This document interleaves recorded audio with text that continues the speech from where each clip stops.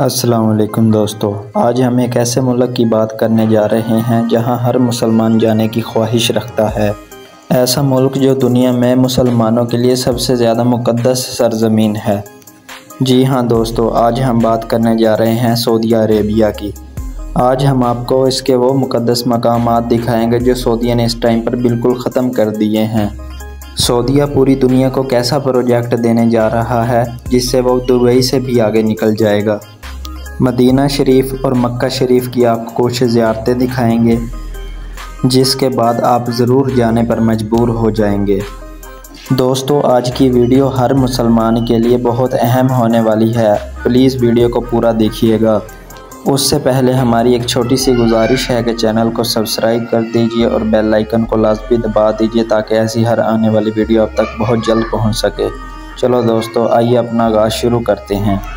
इस मुल्क का ऑफिशियल नाम किंगडम ऑफ सऊदी अरेबिया है। इस मुल्क की आबादी 37.5 मिलियन है, जो आबादी के लिहाज से दुनिया के 40वें नंबर पर आता है।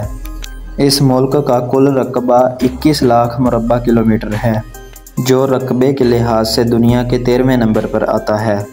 अगर इस मुल्क के साथ बॉर्डर लगने वाली कंट्रीज़ की बात की जाए तो सबसे पहले बहराए अहमर, उर्दन, इराक, कुवैत, ओमान और दुबई जैसी कंट्रीज़ हैं। इस मुल्क के दो बहुत अहम शहर हैं, मक्का शरीफ और मदीना शरीफ, जो पूरी दुनिया के मुसलमानों के लिए बहुत मुक़द्दस जगह हैं। पूरी दुनिया में मौजूद लोग खाना काबा की तरफ रुख करके नमाज़ पढ़ते हैं और मुसलमानों का मदीने से ताल्लुक़ इश्क, मोहब्बत, जज्बात का है। पूरी दुनिया में मौजूद मुसलमानों के दिलों में एक ख्वाहिश लाजमी होती है कि वो इन दो मुक़द्दस जगह पर आ सके, मक्का और मदीना के अंदर। दोस्तों, ये मुक़द्दस दोनों जगह ऐसी हैं कि आप यहाँ पर जितनी बार मर्ज़ी आएँ कभी भी आपका दिल नहीं भरेगा, बल्कि पहले से भी ज़्यादा ख्वाहिश पैदा होगी। इन दोनों मज़ारात की खूबसूरत ज़ियारत हम आपको आगे वीडियो में दिखाएंगे। सऊदी अरेबिया का ज़्यादातर हिस्सा खुश्क पहाड़ और रेगिस्तान पर मौजूद है। सऊदी अरब की कौमी ज़ुबान अरबी है। इसके अलावा उर्दू, हिंदी, बंगाली, नेपाली भी बहुत ज़्यादा बोली जाती है। दोस्तों, अगर देखा जाए तो सऊदी अरेबिया की भी बहुत पुरानी तारीख़ है। दोस्तों, जब यहाँ पर बुत परस्ती का दौर था तो अल्लाह ताला ने अपने हुक्म से हमारे आखिरी नबी हज़रत मोहम्मद सल्लल्लाहु अलैहि वसल्लम को मक्का मदीना की सरज़मीन पर पैदा फरमाया, जो कि एक कुरैश के कबीले अबू तालिब के पास हमारे नबी की पैदाइश हुई। इस दौर में मक्का वही जगह है जो आज मक्का कहा जाता है। जब हमारे प्यारे नबी हज़रत मोहम्मद सल्लल्लाहु अलैहि वसल्लम ने अल्लाह के हुक्म से यसरब की तरफ हिजरत की तो इस सरज़मीन को 4 चांद लगा दिए। यसरब वही ज़मीन थी जिसे आजकल मदीना कहा जाता है। हिजाज़ की जगह को नजफ़ कहा जाता था। मक्का और मदीने वाली जगह को हिजाज़ कहा जाता था, जो बाद में पूरे मुल्क का नाम सऊदी अरेबिया रख दिया गया था।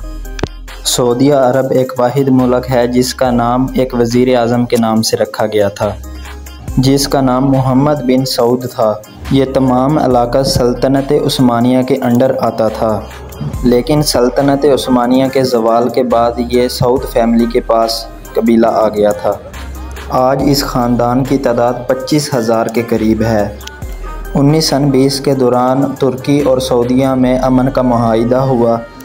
1927 के अंदर बरतानिया ने मोहम्मद अज़ीज़ की हुकूमत को बरकरार किया। सऊदी अरब में 1932 के अंदर तेल दरियाफ़्त हुआ था, जिसने सऊदी अरब की मुआशी तरक्की में बहुत ज़्यादा इजाफ़ा किया। दोस्तों, हैरानगी की बात है कि यहाँ पर सरकारी इंतखाबात नहीं होते। आज भी इस मुल्क में बादशाहत कायम है। काफ़ी अरसे तक सऊदी अरेबिया के अंदर कुरान मजीद के मुताबिक फ़ैसले किए जाते थे, लेकिन आजकल सऊदीया में बहुत ज़्यादा तब्दीलियाँ आ चुकी हैं। आजकल देखा जाए तो सऊदी अरब का आधे से ज़्यादा इलाका गैर मुल्कियों पर मुकीम है। अगर बात की जाए दोस्तों पाकिस्तानी लोगों की, तो बाहर की कंट्री में सबसे ज़्यादा पाकिस्तानी सऊदी अरब के अंदर मुकीम है। एक रिपोर्ट के मुताबिक 26 लाख से भी ज़्यादा पाकिस्तानी सऊदी अरब के अंदर मुकीम हैं, जो काम के गर्ज से इस मुल्क के अंदर मौजूद हैं। बहुत सारे पाकिस्तानी यहाँ पर टैक्सी चलाते हैं, बसेस चलाते हैं और बकाले के अंदर भी काम करते हैं। बकाला यहाँ के जनरल स्टोर को कहा जाता है। दोस्तों, बात करें इंडियन और पाकिस्तानी लोगों की जो उम्रा करने जाते हैं, वो इब्राहिम खलील रोड पे मुकीम होते हैं होटलों के अंदर।